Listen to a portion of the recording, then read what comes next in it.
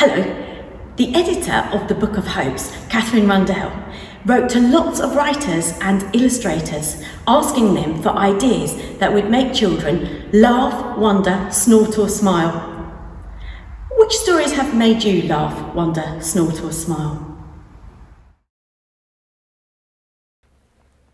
Today's first reading is read by Mrs. Verrill and is called Away to the Stars. It's written by David Almond. Hi everyone, today I'm going to read a poem to you called Away to the Stars by David Almond. Let's make a picture book together. Here are the words. Now do the pictures, or just imagine the pictures, or have a sleep and dream the pictures. They wanted to find a way to the stars. His pals just laughed. In your dreams, they said, but his dad said that he would help. They had some food and they had a think. They made a ladder. Up they went. Whoops! They built a tower. Up they went. Crash! They built a rocket. Up they went. Nope! And then a trampoline. A pair of wings and a pogo stick. A cannon. Up, up, up. No, no, no! Ha ha ha ha! What a mess! What a laugh. They had some food. They had a think. They built a shed so beautiful. They went inside, so very dark. They painted moons. They painted stars. They painted galaxies. So very beautiful and bright. They fell asleep. They had a dreams. Astonishing, astonishing. Up, up, up. Yes, yes, yes. Our next reading will be Mrs. Richards, who is reading The Seed by Andy Shepherd. The Seed by Andy Shepherd. I have a garden, a very small garden that fits on my windowsill. Marnie, that's my grandma, turned up one day with a long plastic trough. She barged past Mum and plonked it on my windowsill. Then she threw me an envelope and waggled her finger at me. Plant them, she said, and barged her way out again, leaving me with a wink and a smell of her vanilla hand cream. Mum rolled her eyes and left me to it. I shook the envelope and heard a gentle shushing sound. Peeling it open and peering in, I found a cluster of tiny seeds. I tipped them onto my palm and rolled them around with my finger. I wondered what they were. Only one way to find out. I pressed my thumb into the soil of the trough, pinched a seed between finger and muddy thumb and gently dropped it in. Then tucked the soil around it like Mum tucked me into bed. 15 little seeds tucked into 15 little beds. Moonlight bathed them, sunshine warmed them, tip-tapping rain trickled over them, and I watched and waited. One day I woke, eyes sticky with sleep, and found a bird scratching at the soil. No! I cried and leapt to the window, but it was too late. The row of beds lay untucked, only one seed still safe and snug. Mum agreed it needed protecting, so I stuck my glove on a wooden spoon and gave it the fiercest painted eyes I could. Then we hung some scrunched up tin foil from a piece of string so it spun in the wind and glittered. It grew warm outside. I let my seed drink. I kept watch, and the seed began to grow very, very slowly. Why do things have to grow so slowly?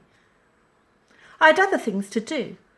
I couldn't sit there all day, but I still watched out the corner of my eye and whispered to my seed before my mum tucked me in. Day by day, the tiny sheet grew, taller and taller. It grew leaves that unfurled like upturned hands, ready to catch the rain.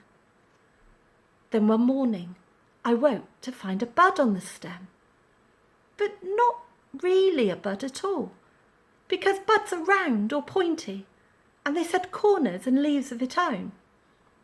This bud was a book, a tiny, perfect book, already ripe for the picking.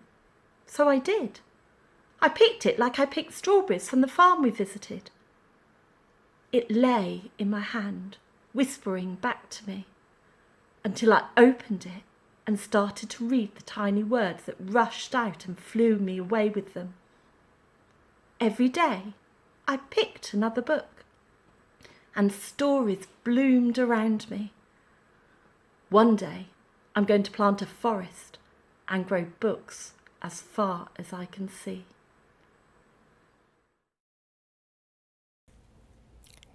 Finally, we have Mrs. Bradman, who will be reading My First Exhibition to the Wilderness by Ed Clark. My First Expedition to the Wilderness by Ed Clark. We had pitched our tent as far away from civilization as we dared, and it was my mission to spend the night in it alone. I only had myself to blame, because I had suggested it. I wanted to prove I had what it took. But as I zipped up the door to the tent and shut out the pitch black night, I immediately had my regrets. My shelter seemed impossibly flimsy against the elements. The slightest breeze made it sway. What if a storm came to tug it from its moorings? What if spindly fingers of lightning found their way to the tent poles?